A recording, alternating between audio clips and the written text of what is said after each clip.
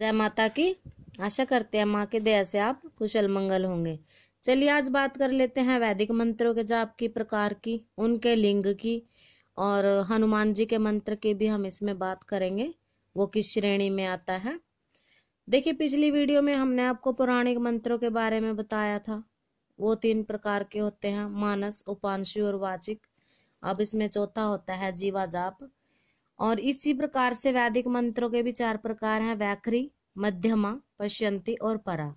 अब देखिए, जैसे वाचिक जाप होता है पौराणिक में, ऐसे ही वैखरी होता है। इसमें उच्च स्वर में जाप किया जाता है और मध्यमा में होंठ भी हिलते हैं और दूसरा कोई स्वर सुन नहीं सकता।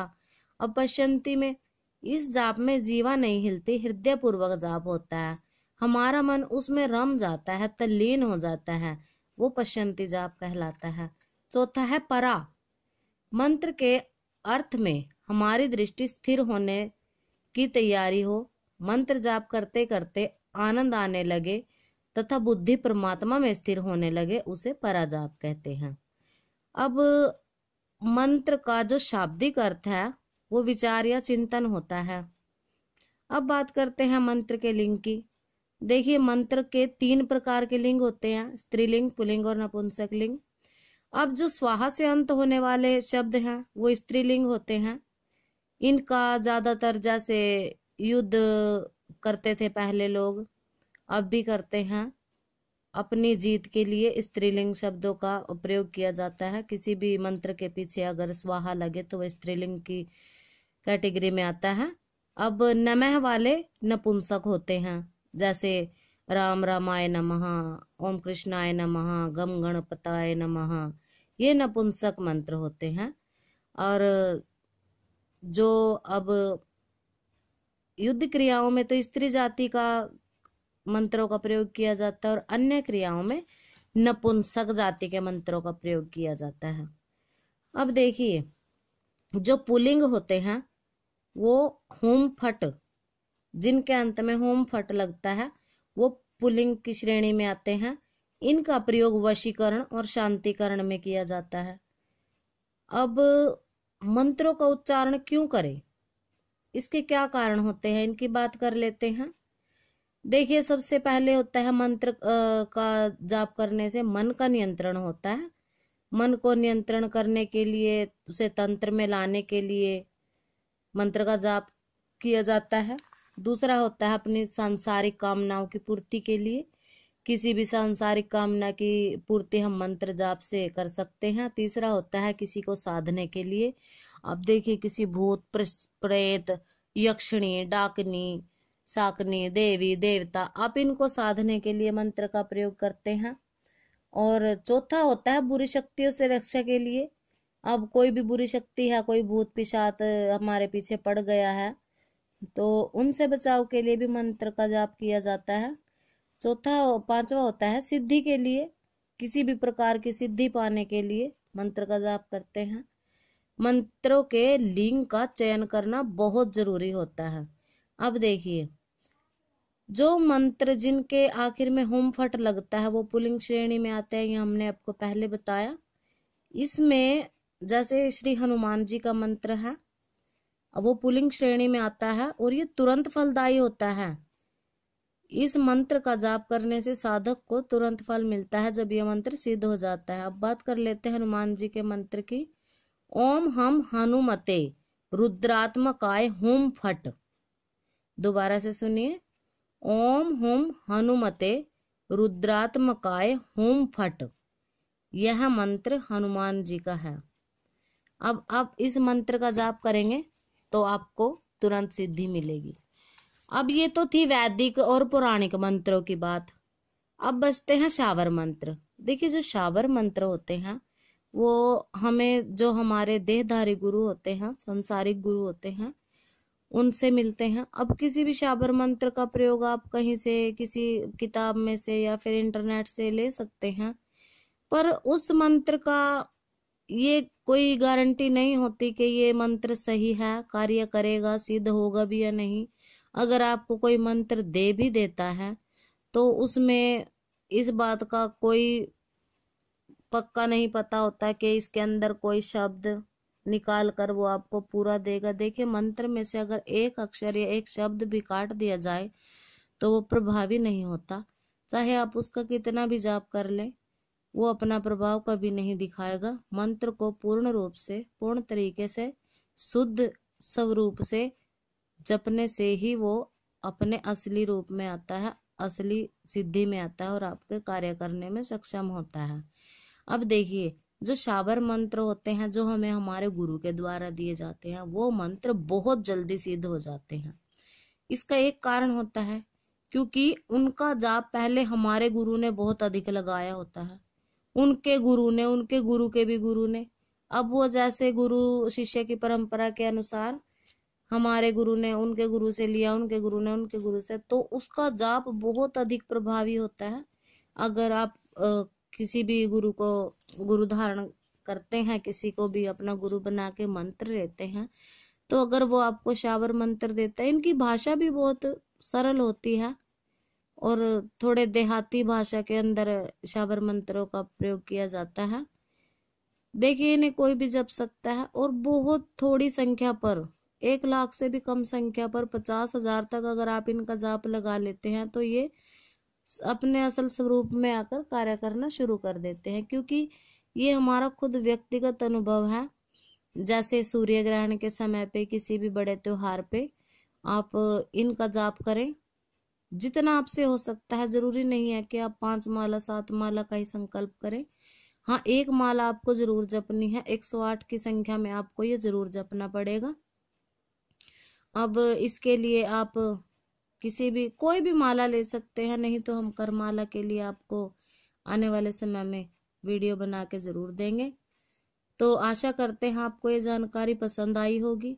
देखिए मंत्र और मंत्र जाप और मंत्र लेने के लिए हम आपको, जैसे मोहम्मद पीर की कलाम है, ख्वाजा जी गरीब नवाज की कलाम है, अब हनुमान जी का शाबर मंत्र है, क्योंकि वैदिक मंत्र जो हमने अभी आपको वीडियो में बताया वो वैदिक मंत्र है। अब वैदिक मंत्र बहुत अधिक 5 लाख की संख्या में, और उनके नियम भी बहुत ज्यादा होते हैं, अधिक जाप लगाने से सिद्ध होते हैं। और शाबर मंत्र बहुत जल्दी सिद्ध होने वाले होते हैं। किसी को भी अपना गुरु मानिए, उनका हाथ सिर पे रखवाइए और मंत्र जाप शुरू कीजिए। आप गुरु दीक्षा के लिए हमारे दरबार से हमसे भी संपर्क कर सकते हैं, आपको मंत्र दिया जाएगा। क्योंकि बहुत सारे शिष्यों के अनुभव हमें मिले हैं, शिष्य बताते हैं जैसे हमने उन्हें मंत्र दिया है, और हम ज्यादा नहीं बताते कि हमने इनका बहुत सा जाप किया, एक हिस्सा हम अपने जो शिष्य होते हैं उनको दे देते हैं, और वो मंत्र बहुत जल्दी सिद्ध होते हैं क्योंकि हम उनको सिद्ध करके ही मंत्र देते हैं। हम बिना सिद्ध किया हुआ मंत्र किसी भी शिष्य को नहीं देते। जैसे किसी भी त्योहार पर, होली है, दिवाली है, या फिर नवरात्रि का त्योहार है, उसमें या फिर गुप्त नवरात्रे हैं, गुरु दीक्षा दी जाती है और मंत्र दे दिया जाता है। तो मंत्र पाने के लिए चैनल को जरूर सब्सक्राइब करें, हमसे जुड़े, हमारे दरबार से जुड़े मंत्र सिद्धि के लिए। देखिए इसमें कोई, अब बहुत सारी वीडियो बनी है इंटरनेट पे, बहुत सारे लोग बोल देते हैं कि नियम, ये वो नियम होते हैं, पर इतने भी नहीं होते कि आप अपने गृहस्थी को छोड़ के, अपने जो संसारिक कार्य हैं उनको छोड़कर परमात्मा में ही लीन हो जाओ। ऐसा कुछ नहीं होता।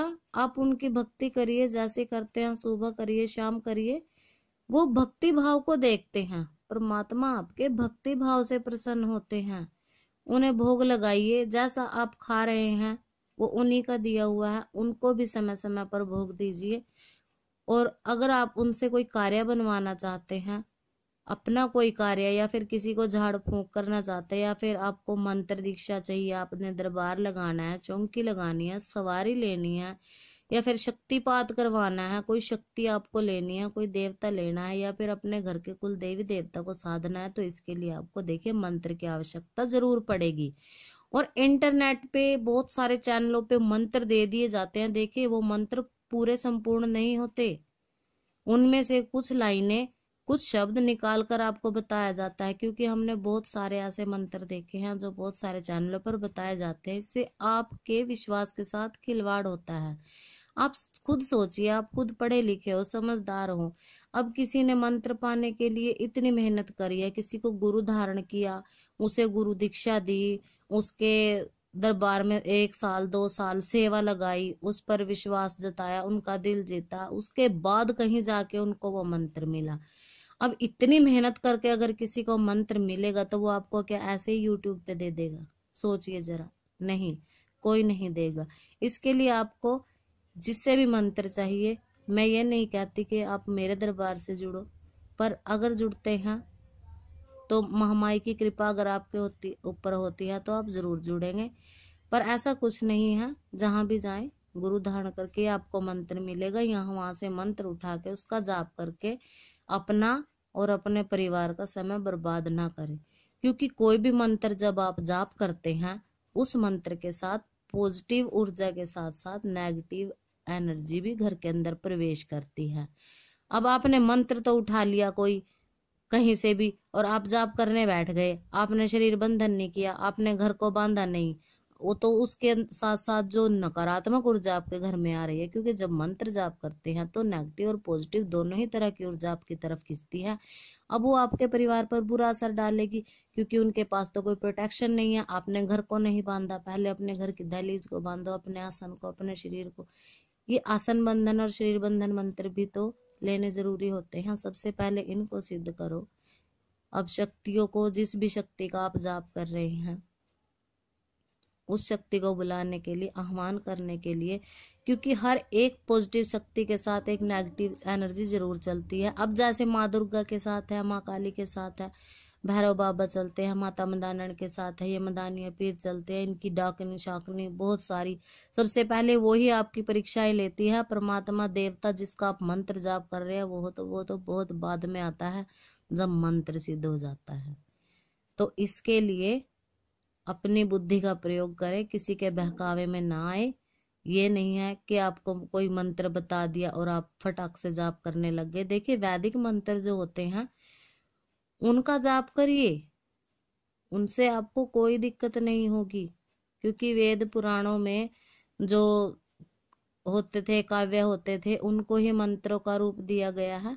और जो शाबर मंत्र होते हैं वो स्वयं सिद्ध होते हैं, उनको सिद्ध करके ही आगे चलाया जाता है। तो उनके जाप के लिए आपको गुरु धारण करना आवश्यक होता है। ओम नाम अपने आप में ही सबसे बड़ा, ओम स्वयं एक मंत्र है, आप ओम का ही मंत्र का जाप कर लीजिए। पर कुछ लोग बोलते हम ओम ओम करते रहिए, कुछ नहीं लाभ होगा इससे आपको। ये तो मन को शांत करने वाली बात हो जाती है। तो अगर आप दरबार से जुड़ना चाहते हैं, मंत्र दीक्षा लेना चाहते हैं, तो चैनल को सब्सक्राइब करें, हमें कमेंट करें।